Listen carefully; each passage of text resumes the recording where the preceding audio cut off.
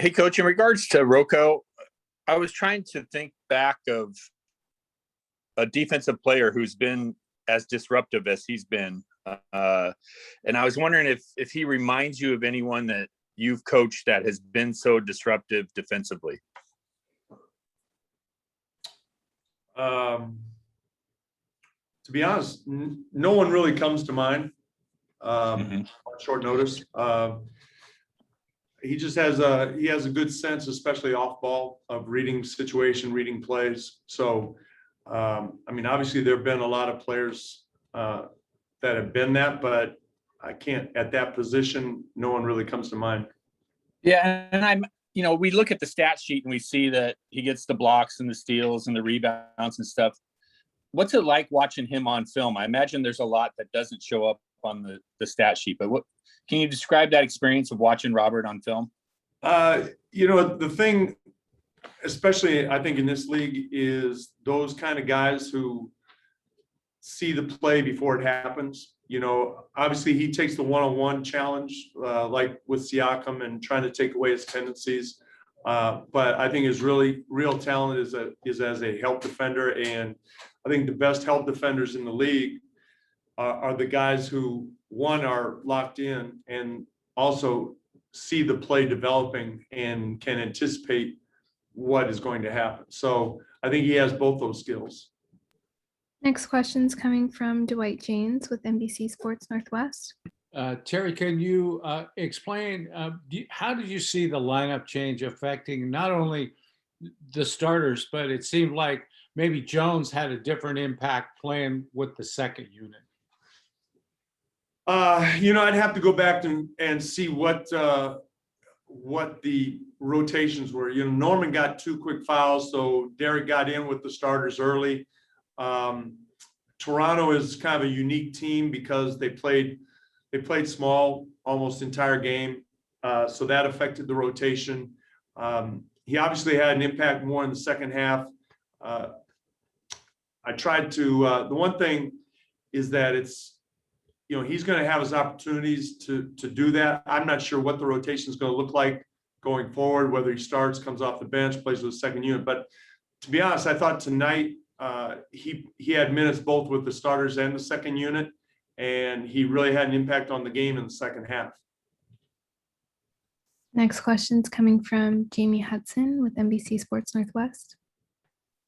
Coach, going back to Rocco and your guys' third quarter defense, were there conversations that were had, or what do you think got into your team in that third quarter? I was really proud of our defense in the third quarter, and I thought mostly in the first half they scored 12, 15 points on just loose ball stuff. We weren't coming up with the extra possessions. I thought our matchups were a little bit better in the second half. In the third quarter. Everybody's kind of locked in. Obviously, they missed their three. I don't know what they shot from the three in the third quarter, but the three-point shot was a big part of their offense in the first half, and they missed a lot of those threes in the third quarter. But I liked our activity. I liked our aggressiveness. We rebounded the ball. They didn't get a lot of second shots. We limited their transitions. So the things that we talked about at halftime were all those type of plays that made the difference in the third quarter. Aaron Fentress, the Oregonian.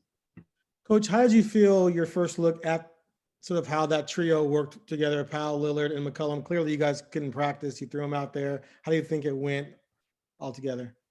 I thought it was okay. Like I said, Norman got those 2 quick fouls and only played about 4 minutes with that lineup in the first quarter. Second quarter was good, and even down the stretch in the fourth quarter, it looked good. So, like I said a couple nights ago, that lineup, we will play that lineup. It's just a question of when and where, and how we can handle the matchups defensively, things like that. And how did Jones handle being told he wasn't starting? Fine. Like a pro. All right, thanks. Next question is coming from AJ McCord with Coin. Hey, Terry, I had some technical difficulties, so I'm sorry if you've been asked this question already. 3-0 on the road trip. How critical is it not only to get these wins on the road, but to see Norman Powell be able to fit seamlessly into this team so quickly when chemistry is something we've been talking about all season? Well, road wins, home wins, whatever it is. I mean, the way things are in the West, everything's bunched up. You got to get the wins where you can. So it's good to get them on the road. I think I've mentioned this before. The home court isn't as much of an advantage this year as it has been in the past. So we can't take the home for granted. Maybe you can get those road wins. Maybe you have a little bit better chance on the road. But, to start off 3-0, obviously it's good. And we can finish it off against Detroit.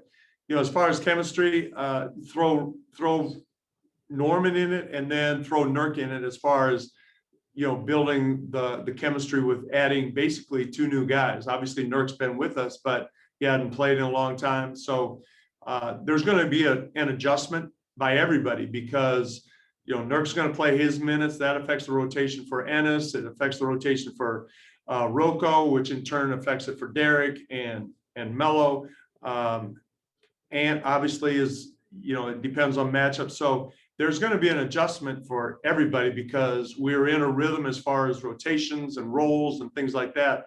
It still has to work itself out, but it's good to get some wins while we're doing it. And last question, going back to Jason Quick with The Athletic. Coach, you kind of touched on it, but with Norm and Nurk rejoining you guys and it being so early, how will you handle these 2 off days? I know you have to be cognizant of giving these guys rest, but will you get some run in to go over things with those 2 guys? Tomorrow will be essentially an H&P day. Guys, will get what they need. And we played 3 games in 4 days. And then on Tuesday, it won't be an impact practice. It won't be a live practice, but it will be an opportunity to refresh Nurk with some things and kind of bring Norm along and get some running in. But it'll be, at this point of the season, it's not about quote unquote practice, but it's a really good time to kind of expand the playlist with Norman and, just make sure Nurk is aware of the things that he may have missed out on.